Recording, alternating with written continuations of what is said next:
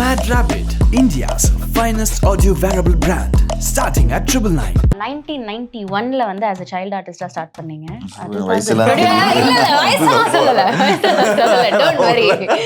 பெரும்புள்ளின்னு ஒரு படம் எடுத்தது சார். புது வசந்தம்க்கு அப்புறம் பெரும்புள்ளின்னு ஒரு படம். ஸோ அப்போது நான் சும்மா ஷூட்டிங் ஸ்பாட்டில் வந்து இந்த டிஃபன் நல்லாயிருக்கும். ஸோ அப்போது 6 மணி ஆனால் கரெக்டாக போயிடுவேன். இந்த சமோசா இந்த மாதிரிலாம் கொடுப்பாங்க, நல்லா பயங்கரமாக கவனிப்பாங்க. நம்ம சும்மா அந்த ஆசைப்பட்டு தான் நம்ம போனது. சரி விக்ரமன் சார் பார்த்துட்டு சரி வாப்பா இந்த கேரக்டர் நம்ம தம்பியே பண்ணிடலாமே அப்படின்னு சொன்னாங்க. I think I can tell you first my name is Veena in the film. Hello sir, Veena. Yeah, Veena. Yeah. My name is Harmonium. படத்துல வேற ஏதாவது சர்ப்ரைசிங் எலிமெண்ட்ஸ் இருக்கா விஜய் சார்? ஆர்ட் டைரக்டரா ஒர்க் பண்ணியிருக்காரு.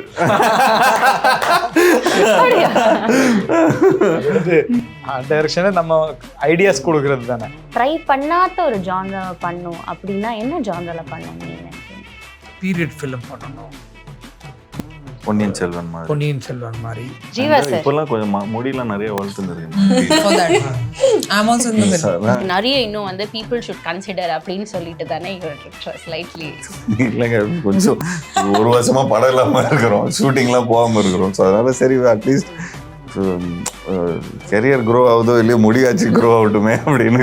ஒரு ட்ரீம் ரோல் ஒன்று இருக்கு அப்படின்னா என்ன வேறு? Toxic lower.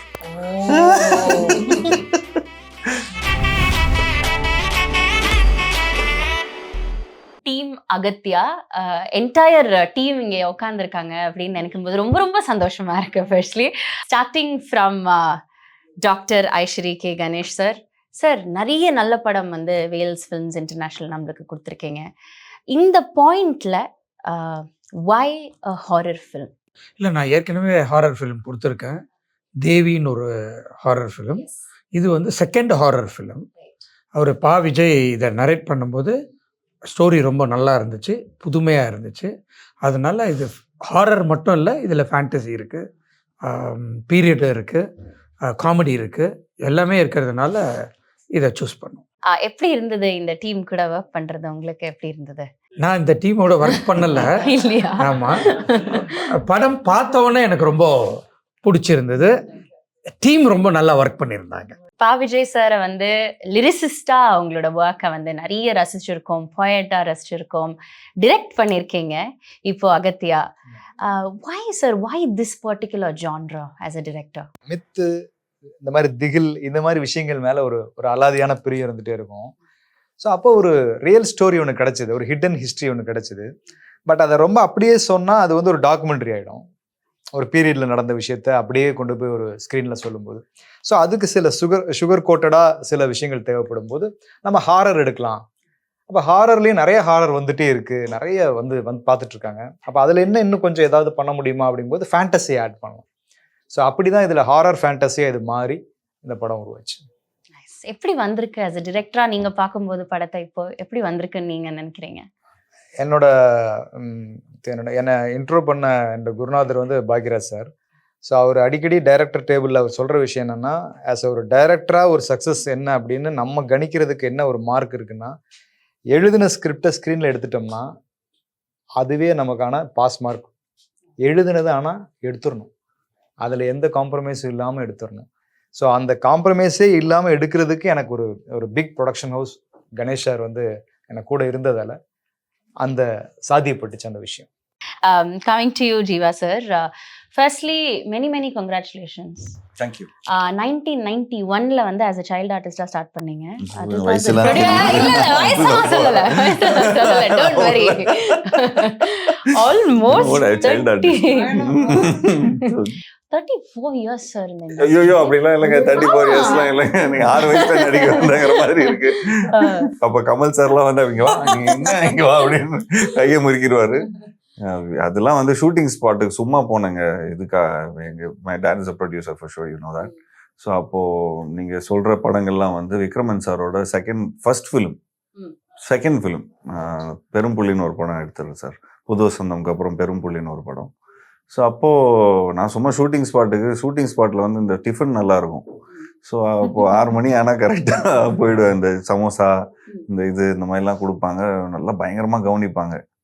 ஸோ அப்போவே இந்த முருகன் இட்லியில் இருக்கிற மாதிரி ஒரு 3-4 சட்னிலாம் போட்டு இந்த மாதிரி இந்த லெவலில் வந்து அப்போ கவனிப்பாங்க. நம்ம சும்மா அந்த ஆசைப்பட்டு தான் நம்ம போனது. சரி விக்ரமன் சார் பார்த்துட்டு சரி வாப்பா இந்த கேரக்டர் நம்ம தம்பியே பண்ணிடலாமே அப்படின்னு சொன்னாங்க. ஸோ அப்போது அதுவும் ஒரு நல்ல ஒரு அந்த ஓப்பனிங் ஷாட்டில் தான் வருவேன். ஸோ அதில் நான் ஒரு ஐயர் பையனாக நடிச்சிருப்பேன் சார் அதில். ஸோ அப்புறம் ஒரு முஸ்லீம் பையனாக ஒருத்தர் இருப்பார், ஒரு கிறிஸ்டின் பையனாக ஒருத்தர் இருப்பார். எம்மதமும் சம்மதம் அப்படின்னு சொல்லி தான் அந்த படத்தோட டைட்டிலேருந்து தான் ஆரம்பிப்போம். ஸோ இட் வாஸ் அ நல்ல பீஸ் கிவிங் ஃபிலிம். நான் அதுக்கப்புறம் செகண்ட் ஃபிலிம் ஆஸ் அ சைல்டுஹுட்டாக நான் பண்ணது வந்து கே.எஸ். ரவிக்குமார் சாரோட டைரெக்ஷனில் சேரன் பாண்டியன் ஒரு படம். ஸோ அதில் அதே மாதிரி தான் ஷூட்டிங் ஸ்பாட்டுக்கு இப்படியே தான் அப்போது சம்மர் ஹாலிடேஸ்க்கு போயிருந்தோம். அப்போ கோயம்புத்தூர் பக்கத்தில் பொள்ளாச்சி அங்கே தான் நிறைய ஷூட் பண்ணுவாங்க. ஆலந்தூர் இந்த மாதிரி இடத்துலலாம் நிறைய ஷூட் பண்ணுவாங்க. இதே மாதிரி லஞ்சு சாப்பிட தான் போனேன். நல்லா இருக்கே பையன் சூப்பராக இருக்கானே, சரத் சாருக்கு வந்து தங்கச்சி பையனாக நடித்தா நல்லா இருக்குமே அப்படின்னு சொல்லி ஒரு மாண்டாஷ் இது அந்த சாங்கில் வருவேன். செல்லத்தங்க என் செல்லத்தங்கன்னு ஒரு சாங் இருக்குது. ஸோ அந்த சாங்கில் வந்து சும்மா ஒரு சின்ன ஒரு பீட்டில் வருவேன் நான். அது இப்போ யூடியூப்பில் இப்போ எல்லாம் போய் பார்த்துட்டு தயவுசெய்து ட்ரோல் பண்ணாதீங்க. அது கிருஷ்ணர் வேஷமா வந்திருப்பேன் நான். ஸோ அந்த அந்த இதில் வருவேன். தென் கட் பண்ணால் எதுக்கும் எங்களுக்கும் சினிமாவுக்கும் சம்மந்தமே இல்லை அப்படின்னு சொல்லி கொஞ்சம் அப்படி இப்படி வெண்ட் ஆஃப் இது.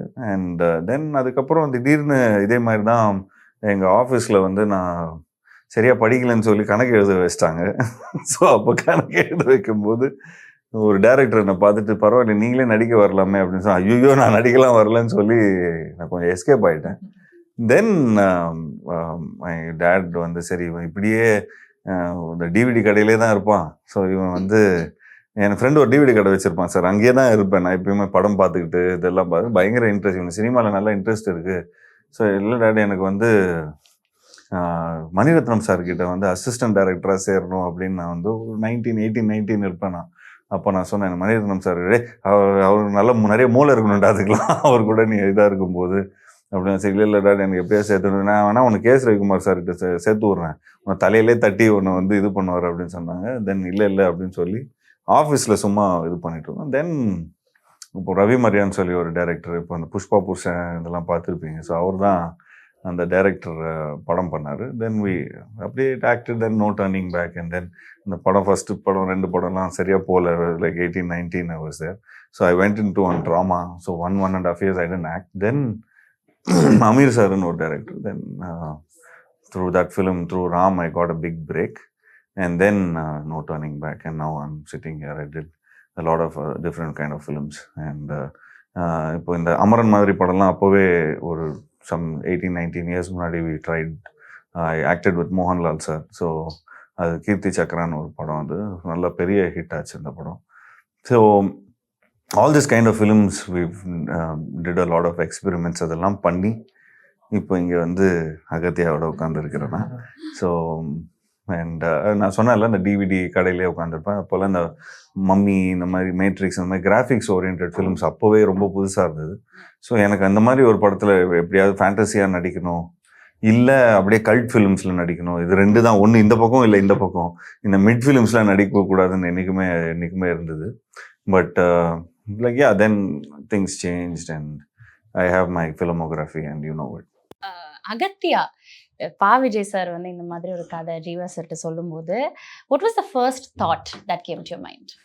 ஃபர்ஸ்ட் தாட் வந்து எனக்கு ஃபஸ்ட்டு எனக்கு ஸ்கிரிப்டு சொல்கிறாங்கன்னொடனே நம்ம கேட்போம் அப்படின்னு சொல்லி நான் கேட்டோன்னே கொஞ்சம் சர்ப்ரைஸ் ஆகினேன் ஃபஸ்ட்டு. ஏன்னா இது எல்லா பேக்கேஜும் இருக்குது. Every thing is right about the film. For example from அம்மாவோட சென்டிமெண்ட்டு, அப்புறம் அந்த நேரத்தில் இந்த ஹாரர் காமெடி, இந்த ஹாரருங்கிற ஒரு விஷயம், இல்லை குழந்தைங்கள்லேருந்து பெரியவங்க வரைக்கும் ரசிக்கிற ஒரு விஷயம். அது வந்து இந்த காஞ்சனாலேருந்து இந்த அரண்மனையிலேருந்து ஆரம்பித்து தேவியிலேருந்து ஆரம்பிச்சதுன்னு சொல்லலாம். ஸோ அதுலேருந்து அப்படியே என்னன்னு அது ஒரு ட்ரெண்ட் ஆயிடுச்சு. நானும் ஒரு படம் சங்கிலி பொங்கலின்லாம் நடிச்சிருந்தேன். ஸோ இதுவும் ஒரு வீடு சம்மந்தப்பட்ட ஒரு விஷயங்கிற மாதிரி தான் இருந்தது. தென் ஐ செட் ஓகே, இந்த கதையை அவர் சொன்ன உடனே எல்லா அம்சங்களும் இருந்தது. ஹேட் யுவன் சங்கர் ராஜா சாரோட மியூசிக், நல்ல டெக்னீஷியன்ஸு, அது இல்லாமல் ஒரு நல்ல ப்ரொடியூசரு அண்ட் ஒரு பெரிய பிரம்மாண்டமான செட்டு, அது இல்லாமல் ஒரு கிராஃபிக்ஸு, இந்த மாதிரி விஷயங்கள். ஸோ ஒரு ஃபேமிலியோடு போனால் எல்லாருமே பார்த்து என்ஜாய் பண்ணுவாங்க. அண்ட் ஒரு தமிழ் படமாக தான் நாங்கள் ஸ்டார்ட் பண்ணோம். பட் ப்ரொடக்ஷன் வேல்ஸ் கம்ப்ளீட்டாக உள்ளே வந்து டேக் ஓவர் பண்ண உடனே இது ஒரு தெலுங்கு படமாக பண்ணக்கூடாது, அப்படி தெலுங்கு படமாகவும் பண்ணலாமே அப்படின்னு இருந்தது. அப்புறம் அடுத்த ஷெட்யூல் இது ஒரு ஹிந்தி படமாகவும் பண்ணக்கூடாது அப்படின்னு சொல்லி, அது because I think the footage sir பார்த்துருக்காரு போல இருக்கு. அண்ட் ராஷியும் நடிச்சிட்ருக்கிறாங்க. ஸோ அந்த நேரத்தில் ராஷி வாஸ் ஆல்சோ கண்டினியூஸாக நிறைய ஹிந்தி படங்கள், ஹிந்தி சீரீஸ், அரண்மனையும் ஹிட் ஆரம்பிச்சது. So part 3 and part 4. So and we thought கொஞ்சம் என்ஹான்ஸ் பண்ணால் நல்லாயிருக்கும். அது இல்லாமல் அதாவது சொல்கிறேன், எல்லா அம்சங்களும் இருக்கிற ஒரு ஹாரர், அதில் வெள்ளைக்காரர் வேறு ஒருத்தர் இருக்கார். So all this things came together and now it's as a ப்ராஜெக்டாக இங்கே வந்திருக்கு. அண்ட் தேங்க்ஸ் டு இந்த ப்ரோக்ராம் மூலமாக அவருக்கு இந்த தருணத்தில் நான் அவருக்கு தேங்க்ஸ் சொல்லிக்கிறேன் for creating a script which பல ஆடியன்ஸ்க்கு போய் ரீச் ஆகக்கூடிய ஒரு படமாக இருக்கும் அது. ஸோ எங்களை விட அவருக்கு தான் பயங்கர ப்ரெஷரு. ராஷிட்டு தான் கேட்கணும். ஏன்னா your last Tamil release was a huge film, அரண்மனை 4. It did so well for you. இந்த படத்துல உங்களோட கேரக்டர் இதை பத்தி எங்களுக்கு வந்து தெரிஞ்சுக்கணும்னு ரொம்ப ஆசையா இருக்கு. டீசர் பார்த்ததுக்கு அப்புறமா very curious. I think I can tell you first that my name is Veena in the film. Hello, sir. Veena. Yeah, Veena. Yeah. My name is Harmonium. Aghathiyaa. No, I think as first I'd like to talk about the story. So narration time la, and I love horror films, and I love being part of horror films. I love watching horror films. I am the audience for horror films. So I think I would give myself that credit that I understand horror films and what will work in a horror film. So as he said, our film has all elements. Comedy irukku, love irukku, love story irukku, comedy irukku, love irukku, then periodic, then there is a fight irukku, then period, there's a period time, periodic. I'll not be able to answer only. अच्छा है, तब आप you cannot be so serious, no, थोड़ा entertainment भी चाहिए. So there's a lot of stuff that will make this film work, and I really loved the story. So I was on board the first time I was narrated the script, because I was like, I'm sold on this. I'm sold on the story. And I've also said that this film is more story driven than character driven. And I think to understand that, you'll have to watch the film, and probably then you'll understand what I'm trying to say. But it's a story driven film, and you'll take the characters home as well. That's all I can tell you about the film for now. Yeah. Awesome. Edward sir, thank you for joining us. We enjoyed every part of the work that you've been doing all around the country, be it Hindi films, be it your Captain Miller, Ippa Aghathiyaa. Can you speak a little bit of your character, about your character? Okay, I thought you were going to say, can I speak? See, in Tamil. No, actually, I was coming for that. But I was like, let that be the second question. Okay. So about your character. Yeah, threw me a little googly there. I have to say, I cannot handle horror films. So when I was narrated this, and I was thinking, I was like, okay, I guess this might cure me of my fear of horror films. I tend to get traumatized very easily.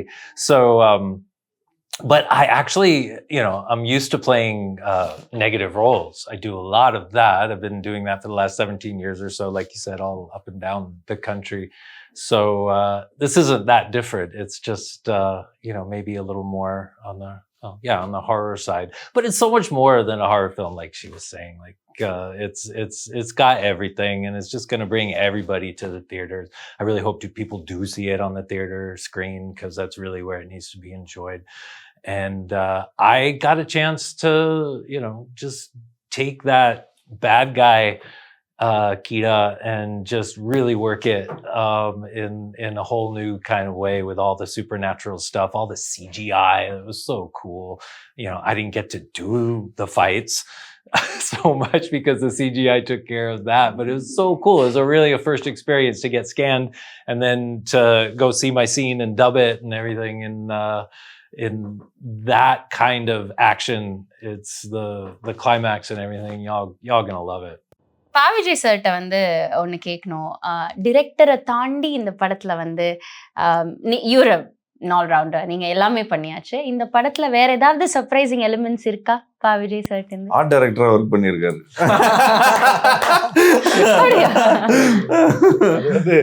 Art direction நம்ம ideas கொடுக்கறது தானே, அந்த மாதிரி தான். Like உண்மையிலே இப்போ எப்படி ஒரு like how he started his career as a lyricist, அதுக்கப்புறம் as an actor, as a director. So இந்த படத்தில் lyricist, actor, director, another hat, like another feather in the cap. Another feather in the cap. So இந்த படத்தில் art டைரக்டராகவும் அவர் வந்து associate ஆயிருக்காரு. Associate தான். Art director வந்து சண்முகம் அப்படின்னு சொல்லிட்டு ஒரு பண்ணியிருக்காரு. ஸோ லிரிக்ஸ் என்னோடது. ஸோ அந்த அளவு தான். அதனால தான் வந்து சார் வந்து செட் இப்படி இருக்கணும் ஸ்பெசிஃபிக்காக வந்து சொல்லி வாங்கினீங்களா ஆர்ட் டைரக்டருங்கிறதுனால? செட் மட்டும் இல்லை, இந்த படத்தில் வந்து ரொம்ப முக்கியமான விஷயம் செட் எல்லாமே சார் ஆல்ரெடி அப்ரூவ் பண்ணிட்டாரு. அது படத்துடைய பட்ஜெட்லேயே எல்லாமே லாக் ஆயிடுச்சு. அப்புறம் படம் வந்து போக போக போக அதோடைய பட்ஜெட்லாம் தாண்டி பெரிய படமாக போயிட்டு இருந்தது. அதுக்கு காரணம் என்னன்னா, இந்த படத்துக்கு தேவைப்பட்ட விஎஃப்எக்ஸ் சிஜி கிட்டத்தட்ட ஒரு 90 minutes இந்த படத்தில் விஎஃப்எக்ஸ் மட்டும் இருக்குது. ஸோ அதுக்காக படத்தை முழுக்க ஒரு 14 கம்பெனிஸ் வந்து ஆல் ஓவர் தி இந்தியா, பெரிய பெரிய கம்பெனிஸ். ஒரு கம்பெனி வந்து ஃபாரின்லேருந்து அப்ராட்லேருந்து ஒரு பெரிய கம்பெனி ஒருத்தவங்க பண்ணாங்க. ஸோ இவங்கெல்லாம் சேர்ந்து பண்ண அதோட ஸ்கேலும் அதிகமாகிட்டே இருந்தது. அதுக்கு தான் சாரோட அப்ரூவல் நிறையா தேவைப்பட்டது. பட் அவர் வந்து அதுவும் குறிப்பாக அந்த கிளைமேக்ஸில் பண்ண ஒரு விஎஃப்எக்ஸ் வந்து ரொம்ப முக்கியமான ஒன்றா இருக்கும். ஸோ அதெல்லாம் ரொம்ப நல்லா வந்திருக்கு. இப்போ நம்ம சொல்ல மாதிரி தான் நிறைய ஜான்ராஸில் வந்து வேல்ஸ் ஃபில்ம்ஸ் இன்டர்நேஷ்னல் வந்து ப்ரொடியூஸ் பண்ணியாச்சு சார். அடுத்ததாக வந்து ட்ரை பண்ணாத ஒரு ஜான்ராவை பண்ணும் அப்படின்னா என்ன ஜான்ராவில் பண்ணும் நீங்கள் நினைப்பீங்க? பீரியட் ஃபிலிம் பண்ணணும். பொன்னியின் செல்வன் மாதிரி, பாகுபலி மாதிரி ஒரு பீரியட் ஃபிலிம் பெரிய ஸ்கேலில் பண்ணணும் அப்படின்னு ஒரு ஒர்க் போயிட்டுருக்கு. மோஸ்ட் ப்ராபப்ளி 2026 ஸ்டார்ட் பண்ணிடுவோம் ஷூட். வாழ்த்துக்கள். ஜீவா சார், இப்போலாம் கொஞ்சம் முடியெல்லாம் நிறைய வளர்த்துன்னு இருக்கு.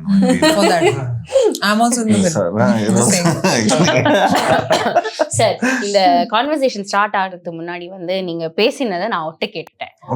ஸோ பீரியட் ஃபிலிம்ஸ்ல வந்து எனக்கு நிறைய இன்னும் வந்து பீப்புள் ஷுட் கன்சிடர் அப்படின்னு சொல்லிட்டு தானே ஸ்லைட்லி இல்லைங்க, கொஞ்சம் ஒரு வருஷமா படம் இல்லாம இருக்கிறோம், ஷூட்டிங்லாம் போகாம இருக்கிறோம். ஸோ அதனால சரி அட்லீஸ்ட் கெரியர் க்ரோ ஆகுதோ இல்லையோ முடியாச்சு க்ரோ ஆகட்டுமே அப்படின்னு. தேங்க்யூ தான் சார். ஒரு 2026 வேற ஒரு படம் எடுக்கிறேன்னு வேற சொல்லியிருக்காரு. ஸோ அதுக்கு ஜட போடுற லெவலுக்கு நான் வந்து 25 எடுத்தா வந்து நடிக்க மாட்டியா சார்? நிச்சயமா சார், 25 ஷூட்டிங் பண்ணாதான் 26 ரிலீஸ் பண்ண முடியும்ல. ஜீவா சார் வந்து நிறைய ஜானர்ஸ்ல பண்ணியாச்சு, விதவிதமான கேரக்டர்ஸ்லாம் பண்ணியாச்சு. பயோகிராஃபி, தெலுங்கு, மலையாளம், ஹிந்தி எல்லாமே நீங்க பண்ணிட்டீங்க. அடுத்ததா எனக்கு வந்து ஒரு ட்ரீம் ரோல் ஒன்று இருக்கு அப்படின்னா என்னவா இருக்கும்? Toxic lower.